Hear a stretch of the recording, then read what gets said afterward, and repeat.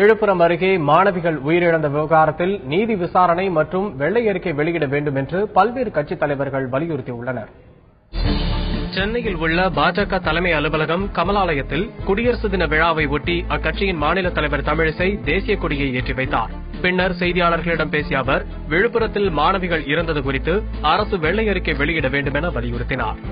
இந்த குழந்தைகளிடமிருந்து எப்பொழுதெல்லாம் கோரிக்கை வந்தது, அதை மாநில மாவட்ட நிர்வாகம் எந்த அளவில் அதை பரிசீலித்தது, அந்த பரிசீலித்திருந்தால் அந்த குழந்தைகளின் உயிர் இன்று காப்பாற்றப்பட்டிருக்கும். அதனால் தமிழக அரசிடமிருந்தும் சுகாதாரத்துறையிடமிருந்தும் எம்ஜிஆர் பல்கலைக்கழகத்திடமிருந்தும் வெள்ளை அறிக்கை தேவை. ஆக குழந்தைகள், படிக்கும் குழந்தைகள் ஒரு கோரிக்கை வைத்தால் கூட அது குப்பை தொட்டியில் தான் போகிறதா என்ற விளக்கத்தை மாநில மாவட்ட நிர்வாகம் தமிழக பொதுமக்களுக்கு கொடுக்க வேண்டும். சென்னை சத்தியமூர்த்தி பவனில் தமிழக காங்கிரஸ் தலைவர் EVK இளங்கோவன் தேசிய கொடியை ஏற்றினார். பின்னர் செய்தியாளர்களிடம் பேசிய அவர், தமிழகத்தில் கல்வித்தரம் மோசமாக உள்ளதே விழுப்புரம் மாணவிகள் உயிரிழப்புக்கு காரணம் என குற்றம் சாட்டினார். கல்லூரி மாணவர்கள், மாணவிகள், குறிப்பாக தலித்தாக இருக்கின்ற மாணவ மாணவிகள் எல்லாம் கடுமையாக பாதிக்கப்பட்டிருக்கிறார்கள். தமிழகத்தில் கல்வி என்பது மிகவும் மோசமான நிலையில் இருக்கின்றது.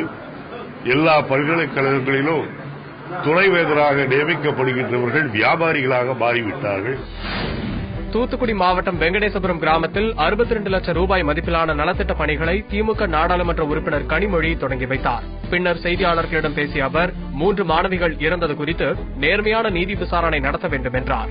அதுதான் விசாரணை வேண்டும் என்று தலைவர் கலைஞர் அவர்களும் சொல்லியிருக்கிறாங்க. நானும் தொடர்ந்து அதற்கு ஒரு உண்மையான விசாரணை, நேர்மையான விசாரணை தேவை. அதுக்கு பின்னாடி என்ன இருக்கு அப்படிங்கறது மக்களுக்கு தெரிய வேண்டும். இதனிடையே சென்னை கோயம்பேட்டில் செய்தியாளர்களிடம் பேசிய பாமக இளைஞரணி தலைவர் அன்புமணி ராமதாஸ், மாணவிகளின் இறப்பு குறித்து முழு விசாரணை நடத்த வேண்டும் என வலியுறுத்தினார். அது கொலையா அல்லது தற்கொலையா என்று இன்னும் தெரியவில்லை. அதற்கு முழு விசாரணை நடத்த வேண்டும். இதற்கு முன்பாகவே அந்த மாணவிகள் பல புகார்களை கொடுத்தார்கள். அந்த புகார் எந்த அதிகாரியும், முக்கியமாக மாவட்ட ஆட்சியர் அந்த புகாரை ஏற்றுக்கொள்ளவில்லை. எந்த நடவடிக்கையும் அதனால் எடுக்கப்படவில்லை என்று செய்திகள் வந்து கொண்டிருக்கின்றனர். அதனால் இதில் முழு விசாரணை நடத்தி அதனால்தான் உண்மைகள் வெளிவரும். சென்னை தேனாம்பேட்டையில் உள்ள தமிழ் மாநில காங்கிரஸ் கட்சி அலுவலகத்தில் அதன் தலைவர் GK வாசன் தேசிய கொடியை ஏற்றி வைத்தார். அப்போது செய்தியாளர்களை சந்தித்த அவர், விழுப்புரம் மாணவிகள் உயிரிழப்பு குறித்து உண்மை நிலை கண்டறிய வேண்டும் என வலியுறுத்தினார். கள்ளக்குறிச்சியிலே ஒரு கல்லூரியிலே நடந்த அசம்பாவிதம் பல சந்தேகங்களுக்கு உட்பட்டதாக இருக்கிறது. உண்மை நிலை தெரிய வேண்டும். அந்த காலேஜுக்கு இன்றைக்கு சீல் வைக்கப்பட்ட நிலை, விசாரணை நடத்தி உண்மை நிலை வெளிவர வேண்டும். உண்மை குற்றவாளிகள் தண்டிக்கப்பட வேண்டும் என்று மாற்று கருத்தே இருக்க முடியாது.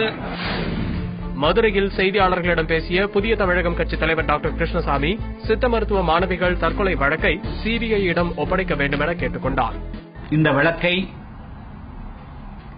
ஏற்கனவே மெத்தன போக்கு காட்டிய அந்த மாவட்ட காவல்துறையோ அல்லது மாவட்ட வருவாய்த்துறையோ முழுமையாக விசாரித்து நீதியை நிலைநாட்டும் என்று எதிர்பார்க்க இயலாது. எனவே இந்த வழக்கை மத்திய புலனாய்வுத்துறையாகிய CBI இடத்திலே ஒப்படைத்துவிட வேண்டும். பாஜக கூட்டணி கட்சிகள் விதித்துள்ள நிபந்தனைகள் குறித்து விரைவில் முடிவெடுக்கப்படும் என அக்கட்சியின் மூத்த தலைவர் இல கணேசன் தெரிவித்துள்ளார். அவர் எமது செய்தியாளருக்கு அளித்த பேட்டியை இப்போது பார்ப்போம்.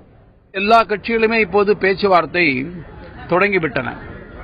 நாங்களும் கூட கூட்டணி சார்ந்த கட்சியை சார்ந்த தலைவர்கள் அவர் பற்றி ஊடகத்தில் என்ன வருகிறது என்பதை மாத்திரம் மனது கொள்ளாமல் சந்தித்து பேசியதில் ஒன்று மாத்திரம் தெளிவாகிறது.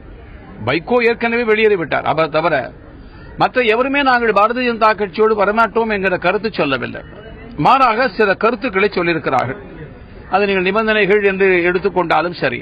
ஆனால் எல்லோருமே விரைவிலேயே முடிவு செய்ய வேண்டிய ஒரு கட்டாயத்துக்கு தள்ளப்பட்டிருக்கிறார். அடுத்த மாதம் முதல் வாரத்தில் கோயம்புத்தூரில் பிரதமர் நரேந்திர மோடி அவர்கள் ஒரு பிரம்மாண்டமான பேரணியில் உரையாற்ற இருக்கிறார்கள். பிப்ரவரி மாதம் 2ஆம் தேதி.